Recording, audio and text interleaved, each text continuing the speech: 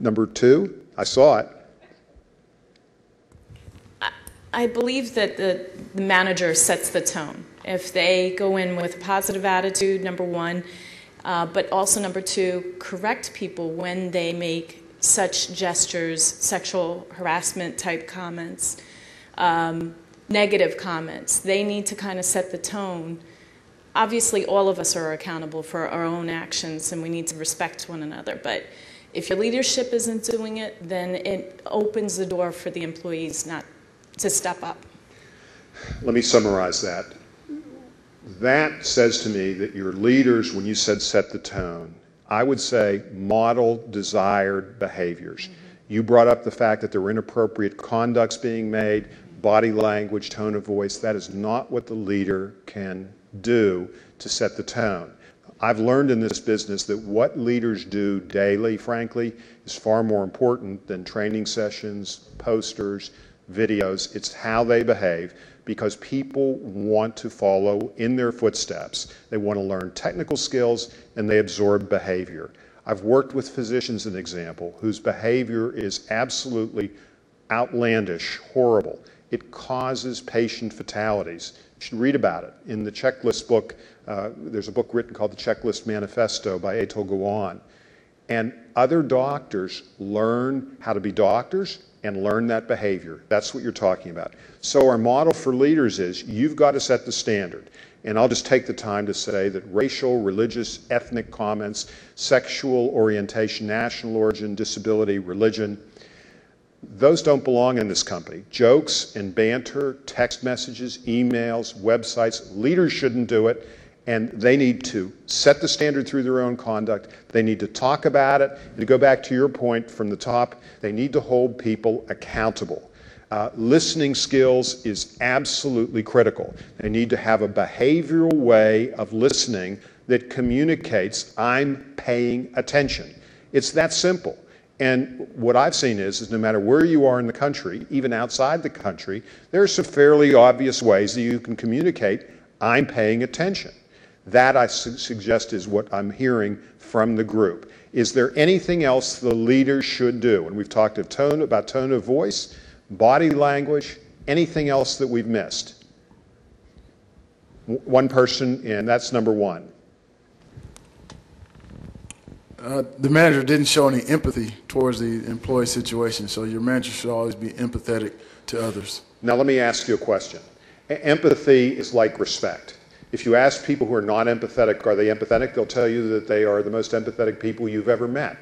How do you show empathy in a way that's not fake and that really is something that somebody can model and learn?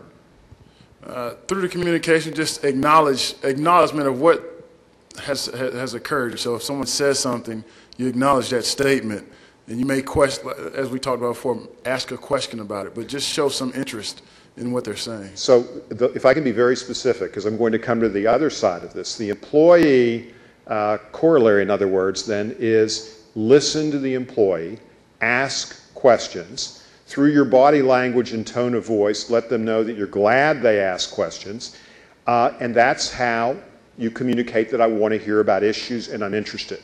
Let me mention one other thing. I'm talking today about diversity, inclusion, and fairness. I could just as easily be talking about ethics, business risk, and other kinds of business issues in this regard. If you don't have open communications of the sort that all of you have identified with all the behaviors, people won't come to you as leaders with problems, and you won't find out about issues. Just pick up the newspaper, and you'll find out about a crisis here or to the south of us or somewhere else on the globe that could have been averted if people knew we really want to find out about issues so we can deal with them in line with our values quickly. This is a global, and I don't mean in the context of Coca-Cola Company, but it's a global practices issue. The skills we're talking about will help you across a wide array of issues. Now, employees are members of the community. Employees represent probably 85 to 87% of your community of 90,000 plus people, soon to expand by 60. You can't have a community that I will call a civil workplace. It's inclusive, fair, ethical, and legal unless your employees are a part of it and unless they have responsibilities in terms of how they behave. So what should employees do from what we're seeing here to curb and manage their behavior? What did the group come up with? This would be the leadership group. What should employees do? How should they behave? Number 1, I believe. Thank you. I said they should speak up when they are offended or when they feel like there's something amiss. I believe employees should speak up. Your policies, your systems, everything you're talking about says that. I do believe that speaking up is a two-way street. You won't speak up if you don't think you will be heard. So the predicate that we talked about is of being heard, listening, is what encourages people to speak up all the time. So if you're an employee and you encounter inappropriate behavior, you want people to speak up sooner rather than later. Is that a fair summary? Number 1. In the speak-up realm, Javier sort of sat there and took everything. And I think it's important because we're all human beings, we all have feelings. And when he speaks up, he shouldn't say, hey, you're discriminating against me, because they'll say, well, no, we're not. But there is a way to elicit those and those feelings, and that's, asking a couple of questions like, how do you feel? How do you want to feel? And importantly, in Javier's case, he should go to those people and say, here's how I feel. Probably individually better than in a group, because you'll get more face-to-face interaction and empathy. But the empathy will come out of knowing how people feel about each other or feel about a situation or the event. I think that having employees, the ideal workplace, if I can use that term, would include a place where people could say, hey, that bothered me. Let me tell you the reason why. And here's what's going on.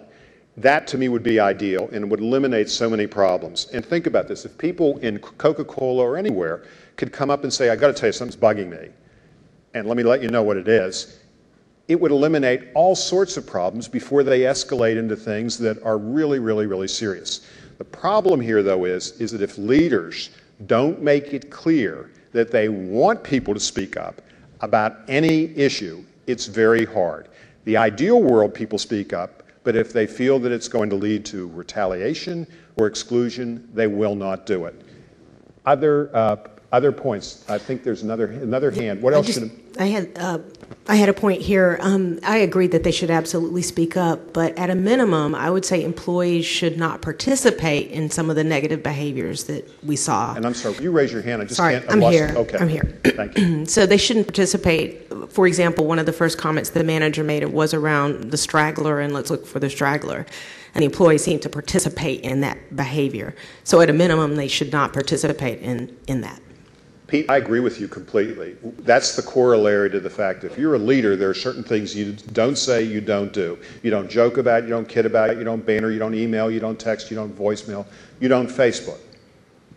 I would say the same thing as a member of the community applies to employees. It's a shared responsibility. It's really no different. And really what you're building is a model that fits together. Employees have responsibilities about behavior just like leaders do. Leaders set the tone. Employees should speak up. They will speak up when they know people are listening to them and it's an environment that welcomes that sort of thing. And if it's not resolved, you should have an environment where people will come forward and say, I got a problem and we couldn't resolve it here, let's talk about it. You had a point. Yeah, and I know you, there's a reason why you split this into individual contributors and managers, but I guess my point of view is we all have a leadership responsibility. And so, a lot of that is about being accountable for your own behavior, but also feeling empowered to speak up whenever you see something that is amiss. So I think, I think we're all leaders, regardless to what role we play in the organization. So that's just my thought. You do lead through your own conduct. I do believe that there are some positional advantages that should be viewed as advantages that can really percolate through an organization. And leaders need to know that every single day. I'm not disagreeing with you at all. I do agree with that.